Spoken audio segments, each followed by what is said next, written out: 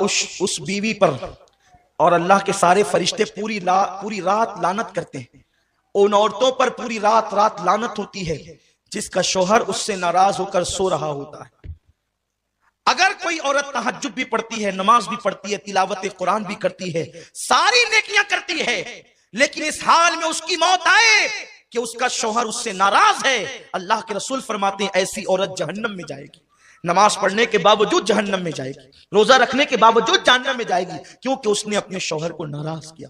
बल्कि यहां तक मेरे रसूल ने फरमाया कोई औरत तंदूर पर रोटी डाल चुकी हो, उस जमाने में तवे नहीं थे यानी कि जैसे आज हैं, तंदूर पर रोटियां पकती थी। आका फरमाते कोई औरत तंदूर पर रोटी डाल चुकी हो और उसका शौहर उसे अपनी जरूरत के लिए बुलाए, क्योंकि महफिल में सभी लोग हैं, मैं बहुत हया के पर्दे में हदीस पढ़ रहा हूं। औरत ने तंदूर पर रोटी डाल दी है और उसका शौहर अपनी जरूरत के लिए उसको बुलाए और औरत ना कह दे और शौहर नाराज हो जाए, तो जब तक वो शौहर को नहीं मनाएगी अल्लाह और उसके फरिश्ते उस पर उसी तरह लानत करते रहेंगे। अगर उसी हालत में उसको मौत आ गई तो वो औरत जहन्नम में जाएगी।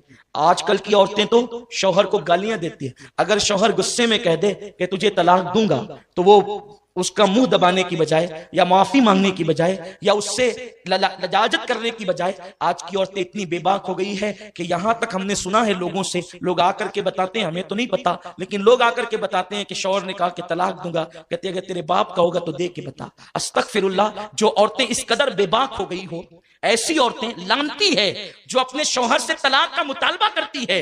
अल्लाह अकबर। मेरे रसूल सल्लल्लाहु अलैहि वसल्लम फरमाते हैं कि अगर किसी के शौहर के जिस्म में फोड़े पैदा हो जाएं, फुंसियां पैदा हो जाए और उससे पीप बह बह करके निकल रहा हो और उसकी बीवी उसको जबान से चाट चाट कर साफ करे, तो भी बीवी अपने शौहर का हक अदा नहीं कर सकती।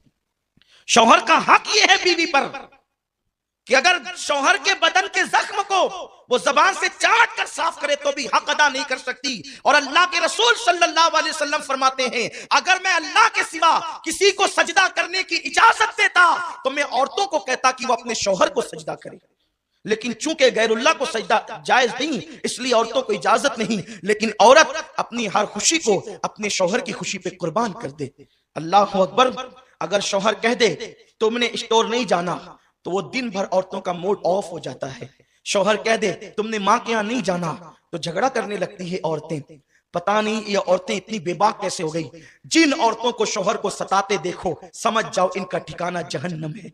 अल्लाह के हबीब सल्लल्लाहु अलैहि वसल्लम फरमाते हैं कि मैंने जहन्नम में सबसे ज्यादा औरतों को देखा, क्योंकि औरतें अपने शौहर की नाशुक्री होती है, यानी उनको हर दिन हर चीज मिले और कभी ना मिले तो बस उनका एक जुमला तो ये आप सुन ही लेंगे कि जब से इस घर में आई हूं मुझे कभी खुशी नहीं मिली, जब से इस घर में आई हूं मेरा मुतालबा पूरा नहीं हुआ, हालांकि हर दिन पूरा हुआ।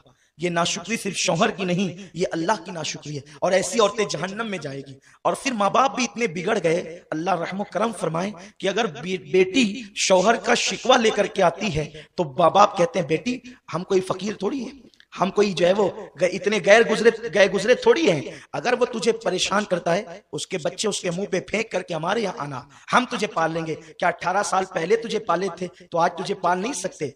और फिर देखना मुझसे कैसे कोर्ट की चक्कर खिलाएंगे, उस पे केस करेंगे और ये करेंगे। और फिर बेटी को शय मिलती है और बेटी होशियार होती है, फिर वो लड़ती है, लेकिन उस बाप और उस माँ को नहीं मालूम कि जालिमों अगर तुमने उसके शौहर के खिलाफ उसको भड़काया तो अल्लाह ने तुम्हारे लिए जहन्नम का दहकता हुआ अजाब तैयार कर दिया। आप जानते हैं बीवी और शौहर में जुदाई पैदा करने वालों को अल्लाह के रसूल ने शैतान की औलाद कहा है। अगर कोई बीवी अपने शौहर की शिकायत लेकर अपने माँ बाप के घर आए तो माँ बाप की जिम्मेदारी है वो अपनी बेटी की तरबियत करे। नहीं बेटी वो तो तेरा शौहर है, वो तेरा सरताज है। आप जानते हैं एक माँ बाप अगर बादशाह भी हो जाएं, करोड़पति भी हो जाएं, तो वो अपनी बेटी को कतन वो चीज नहीं दे सकते जो उसका शौहर देता है, क्योंकि मेरे रसूल ने फरमाया, बल्कि मेरे रब का फरमान है लितस्कुनु इलैहा, कि औरत बीवी शौहर के लिए सुकून का जरिया है और शौहर बीवी के लिए सुकून का जरिया है। ये दूसरे के लिए सुकून है। जेवर पहनकर